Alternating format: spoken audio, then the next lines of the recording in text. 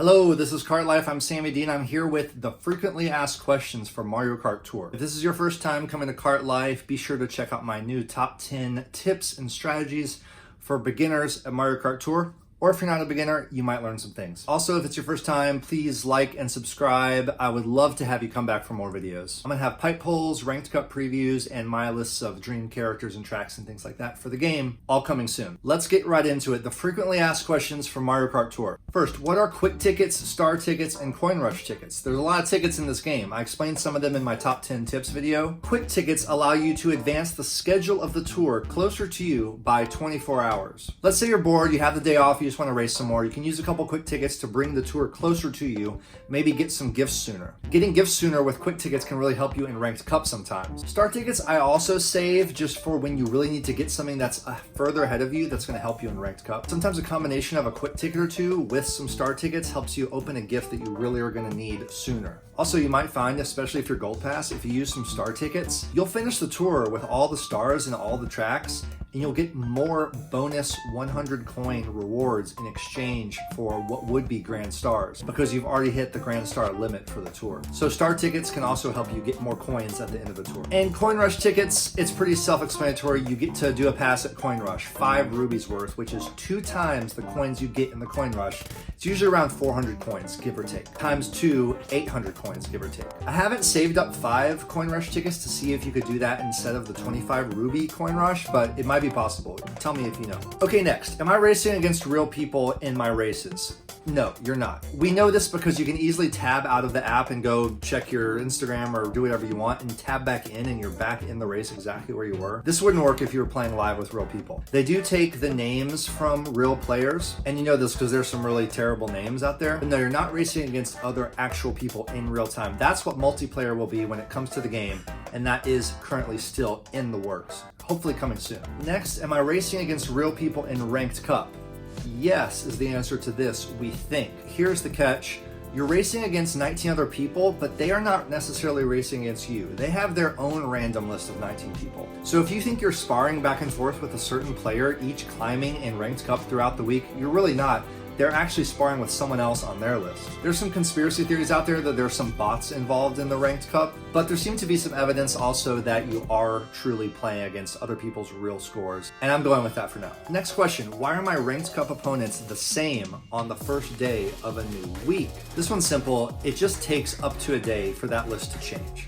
I'm not sure why, but it does. It also displays zeros for a lot of these people until they log into the game and play. All right, a question I see a lot, what car or driver or glider should I use on blank track? 99% of the time, you want top shelf. Top shelf's where you get the full potential of your driver, kart, or glider, be it Frenzies or combo time. So go to your top shelf, then look at the level of the thing you're using and hold down on it and look at the actual stats. It's very simple just to hold down on these things and do a little comparison. Sometimes a higher level normal driver might actually be better for you to use in a race than a level 1 high-end driver, for example. You also want to look at their special skills. If you're racing on a track like Choco Island that has tons of bumps, you're going to want to hopefully select someone with Jump Boost Plus, or a track with lots of dash panels, you want Dash Panel Plus. So if you have 2 things of the same level and same category, you might as well go with the one that has the special skill that's going to benefit you most on that track. There is a factor of handling. I think some karts handle better than others. So if things are even, you also might lean towards the thing you just love driving with the most. If you don't have a top shelf, you're just gonna have to go down to that next shelf and pick the best thing you can. Maybe it's the kart that actually has Jump Boost Plus on one of those tracks because you will get a little bit of bonus points for that. Next, I hear a lot, should I buy blank driver, kart, or glider? Oftentimes people ask this about a high-end that's in the shop, like Metal Mario or Dry Bowser or the Bad Wagon or the Gold Glider. Since these things come up so rarely in the shop, the answer is probably yes, right? I've been collecting Metal Mario since day 1, so I've been leveling him up as I go and using high-end tickets toward him. And then when he's in the shop, I could use 10,000 to buy him again and thus get him closer to leveling up to level 6. But sometimes I want to save that money. For example, I don't have the Bad Wagon yet, so if I have 10,000 coins reserved and I see Metal Mario there, I might hold off and I might wait till there's something I really need. I also always determine my purchases on what I need for ranked cup. The best thing you can do is look at this week's ranked cup, also look at next week's ranked cup if it's been announced, and really plan how you're going to level things up. If there's a driver you can use that's in the shop like Peach or Toad, you might want to start buying them every chance you can. Or a peach parasol, for example. It's very common for ranked. Things like that are good to collect. Of course, if there's something in your shop you just don't have, you probably want to buy it so you can have a very well-rounded inventory. There's going to always be a track where something or someone is going to be top shelf. Next, who should I use a level ticket on? I honestly try to save these for instances which it can really help me in Ranked Cup. That's my guiding rule for the whole game. Only do things when I need them for Ranked Cup. I have a couple high-end driver tickets that I really want to put on Metal Mario to take him to level 6, but right now I got a couple other high-end drivers that are top shelf on the Ranked Cups, and I think I want to use those tickets on them first. I'll get to Metal Mario later. Next question, what happens when I reach level 6 on something and it's maxed out? Great question, and there's a really fun answer. When you hit level 6 with a driver, cart, or glider, if it's something that appears in the shop, like the peach parasol, for example, from that point on, when the peach parasol would appear in the shop, instead you will get a level ticket of a random variety. It could be a normal driver ticket, it could be a high-end cart ticket. The more things you get to level 6, it seems the more tickets will randomly appear in the shop in place of those things, if it's something from the daily selects. As for the question, what do we take to level 6? I would say something of the super category, because a super glider, for example the bomb glider, which I chose to take to level 6 first, it appears frequently in the shop, it costs only 2,000 coins, not as much as a high-end, and you don't need as many of them to reach level 5 and 6 like you do with a normal thing. You might be pulling tons of like birthday girls or baby peaches, and you might have tons of them. Once you start pulling and amassing a large quantity of duplicates of something, you might want to focus on taking that thing to level 6.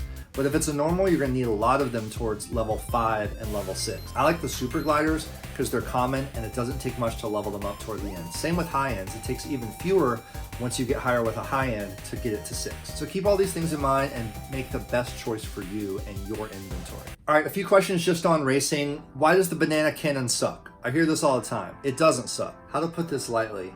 You just suck at using it so far. And I was bad at it too at first, but once you learn how to use the banana cannon and drive straight through your 2 lines of bananas, you can sail through there and get tons of combo points as a result. And it's actually, I think, one of the best items in the game for that reason. You just gotta practice. How do you dodge a blue shell? You can dodge a blue shell with the super horn, of course. By the way, the super horn also gives you a massive bonus point for repelling a blooper. For some reason, they've made repelling a blooper the most sought after bonus point in the entire game. It's 250 points or something like this. So if you have a super horn and a blooper comes around, definitely use it while you're in a combo. You can also use a mushroom to dodge a blue shell, it turns out. If you time it just right, when that blue shell's hovering over you, dash out of there and you're gone. You might notice that when you're neck and neck with first and second place, if you dodge and get out of the way and drag yourself into second, that blue shell will follow someone else very quickly, and you can very successfully avoid the blue shell if you're in a close race. Next question, why is it so hard to steer during frenzies? Think about it, your entire body is overcome with this invincible, crazy energy, and items are shooting out of every hole. Of course you're not gonna be able to drive well. I actually like this because like they built in this little handicap for when you have a frenzy. You're totally out of control, which makes sense. But what you can do while you're in a frenzy is do nice long drifts, because it's very easy to build up the Ultra Mini Turbo while in a frenzy. So build it up while you're in that frenzy. Then when the frenzy's over, let go and you have that long combo time for an Ultra Mini Turbo that you got from the frenzy. Next question, what is this little steer button in the bottom? If you're on manual drift, you'll see a little steer button in the bottom for very tight steering. It's very good to use like on that cheap lagoon plank thing. When you have to be very delicate with your steering and do little micro movements, the steer button is perfect. If you're on auto drift, the steering will be your main control and the drift button will be down the bottom. It'll be reversed. So you can actually access both steering controls at any time. Try messing around with both. You can also use the steering to grab a little coin sometimes or just slightly dodge something. It's very nice to have both at your disposal. Okay, where do I see the daily challenges that I need to get? They're in that ticker at the top of the app and it's ticking, but you can actually put your finger on it and scroll back to the very front of it, and that's where you see your daily challenge for the day. Where do I see daily selects? That is a very important thing to know. It's in the news. So go to your menu, news, and then when you see the news item that announces the tour itself that you're in, click that, and that will display the list of daily selects. Those are the only things that are going to be coming to the shop. So you can study that list, plan accordingly on what you buy and when you might want to pull. I hear, should I get Gold Pass a lot? I said this in my top 10 tips video, and I think personally, I love Mario Kart. I'm gonna be playing this game. A Nintendo Switch game costs $60. That is the price of Gold Pass for an entire year, 12 months, at $5 a month. For me, I'm gonna get as much enjoyment out of this as I am a Switch game, if not more. I play it all the time, I play it every day, I wanna get the most out of it, I wanna see what the game has to offer, and I don't mind paying a little bit to unlock the full potential of the game. So I say absolutely do Gold Pass, but to each their own. You can do a free trial of Gold Pass, and if you're smart about it, look up online what the Gold Pass gifts are for the current tour. Maybe use that Gold Pass right toward the end of this tour so you can get the Gold Pass rewards from this tour and the next tour, and maybe the tour after that, because you get 1 month for free in the trial. So there's ways to be smart about this, and other people have talked about this as well. Next question, how do I know what the next Ranked Cup is gonna be? It's always announced on the Saturday before the second week of the tour, okay? Saturday morning or Friday night at midnight, you'll get to know what that next Ranked is. And it's honestly sometimes easy to tell. If you have the first week of Ranked, you can kind of look up 2 or 3 cups down and see where the spotlight drivers are really favored, and we can kind of deduce, like on Reddit, people have often found what is most likely the next Ranked Cup, and they're right. But it is announced on the Saturday before the second week. If it's a new tour, we do not know what that first Ranked Cup is going to be till day 1 of the new tour. Okay, a question from early on when I was playing is Coin Rush a better use of rupees than pulling the pipe? Well, there are things in the pipe that you will never be able to use coins to buy from the shop. So that's the first thing to remember. But when you're building your inventory out, you are going to be buying things from the shop, so it might be good to use 5 rubies for a Coin Rush,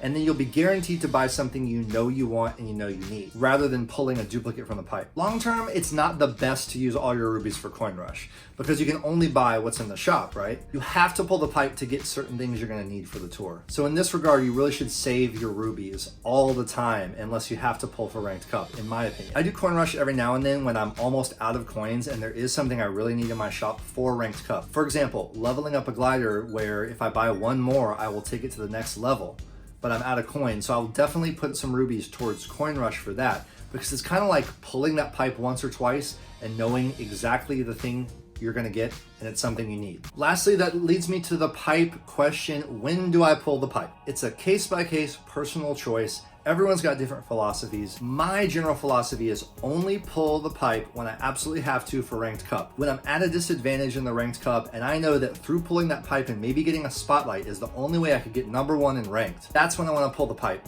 Of course, sometimes I just really want the spotlight character, like I said about the Tokyo Tour, in which case I'm gonna pull. When you're first starting out the game, you're gonna wanna pull almost every chance you can, but I would please wait for the 10 pulls that cost 45 rubies instead of doing single pulls.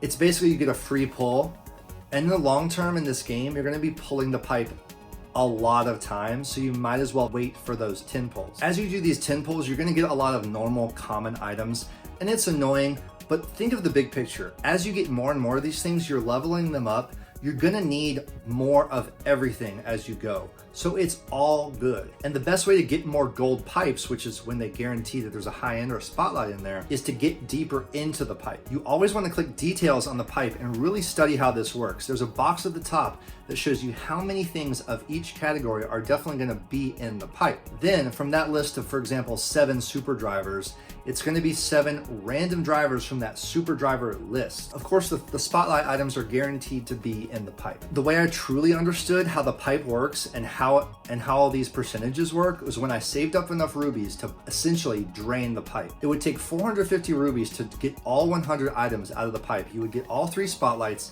and you would get everything else listed in that top box.